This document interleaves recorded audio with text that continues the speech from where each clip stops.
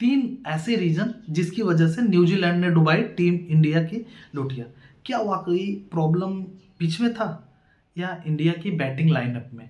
और क्या हमारी बॉलिंग भी उस मार्क पे हुई जिस मार्क पे होनी चाहिए? क्योंकि अगर Glenn Phillips, Mitchell Santner wicket ले रहे हैं तो क्या अश्विन जडेजा थोड़ा सा और अच्छा परफॉर्म कर सकते थे? आज हम और आप बात करेंगे तीन main reason behind team India poor performance against New Zealand. तो सीरियसली कंसर्न सिर्फ बैटिंग का ही नहीं, बॉलिंग का है। पॉइंट टू पॉइंट बात करेंगे। पहली चीज बैटिंग्स पे हम बात करते हैं जहां ज्यादा प्रॉब्लम है। क्या वाकई पिच में इतनी दिक्कत थी? बिल्कुल नहीं। क्योंकि कुछ विकेट्स भारत का जो गिरा है ना, जैसे रोहित शर्मा पूरी सीरीज में जिस तरीके से आउट हुए हैं, विकेट की वजह से कम, अपने जो वो माइंडसेट बनाकर आते हैं कि अटैक करना है। अटैक करना है आपको, लेकिन आपको पिच और कंडीशंस देखकर खेलना है। क्योंकि ये टेस्ट क्रिकेट है और यहाँ बॉलर्स फ्रेंडली होती है, तो आप प्री मेडिएशन नहीं ले जा सकते, प्री मेडिएट करके बैटिंग नहीं कर सकते। और लास्ट इनिंग में जिस तरीके से सरफराज आउट हुए, सीरियसली फुल टॉस अगर आ रही है तो उसमें विकेट का कोई रोल ही नहीं है।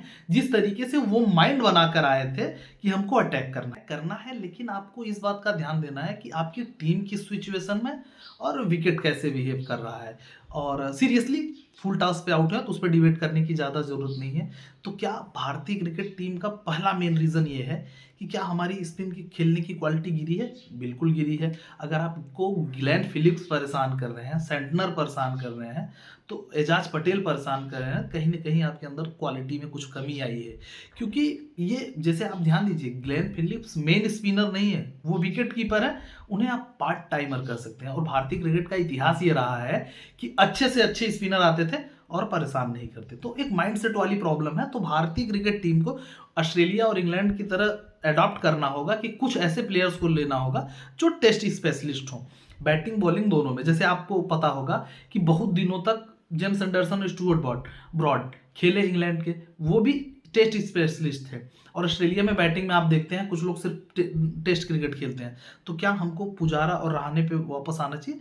एक्सपीरियंस प्लेयर है। अगर हम रोहित और विराट को कैरी कर सकते हैं तो पुजारा की तो नंबर 3 पे जगह बनती है। क्योंकि यहाँ आपको अपने डिफेंसिव, टेस्ट क्रिकेट में आपको अपने डिफेंसिव स्किल पे बिलीव करना होगा। और कहीं ना कहीं भारतीय क्रिकेट टीम बैटिंग लाइनअप में जिस तरीके से वेस्ट इंडीज के प्लेयर्स खेलते हैं कि जब टफ स्पिनर्स आते हैं तो सिर्फ अटैक ही ऑप्शन उनके पास रहता है, ना सिंगल या ना डिफेंस। रीजन पे कोई बात ही नहीं कर रहा है। हमारी स्पिन बॉलिंग की भी क्वालिटी इस सीरीज में उस लेवल की नहीं हुई। अगर 147 रन न्यूजीलैंड रोक सकता है तो 107 रन पे टीम इंडिया वो फाइट दिखाना चाहिए था।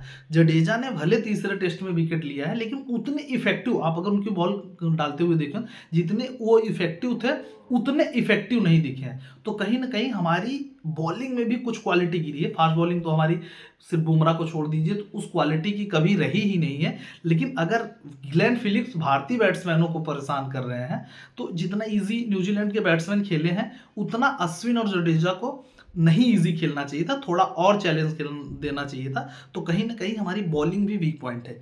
तीसरे पॉइंट पे हम जो बात करेंगे, अगर गौतम गंभीर कोच को फ्री हैंड दे दिया गया है तो उनकी भी रिस्पॉन्सिबिलिटी बनती है। क्योंकि चाहे मोर्ने मार्कल हो, चाहे अभिषेक नायर हो, आप टीम में लाए हैं तो कहीं ना कहीं जब जीत का क्रेडिट आपको दिया जाता है तो हार की रिस्पॉन्सिबिलिटी भी आपके साथ जुड़ेगी। और एक चीज़ और ध्यान देना होगा कि मोर्ने मार्कल और अभिषेक नायर, अभी तक इनका कोचिंग एक्सपीरियंस क्या रहा है? इन्होंने सिर्फ डेज फॉर्मेट या T20 या वनडे की कोचिंग की है। ये टेस्ट क्रिकेट में उस तरीके से सफल नहीं है।